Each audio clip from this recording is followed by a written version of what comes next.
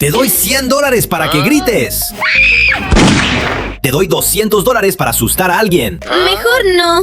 ¡Se cayó! Te doy $100 para decir que son muy débiles. Sois muy débiles. Ve a la tienda y véndete a ti mismo. Premio de 500. Me llevo esto. ¿Qué? Ella me mandó a hacerlo. Esta es tu recompensa, pero no lo has conseguido. ¿Hay más retos? Ya no hay más. Sigamos.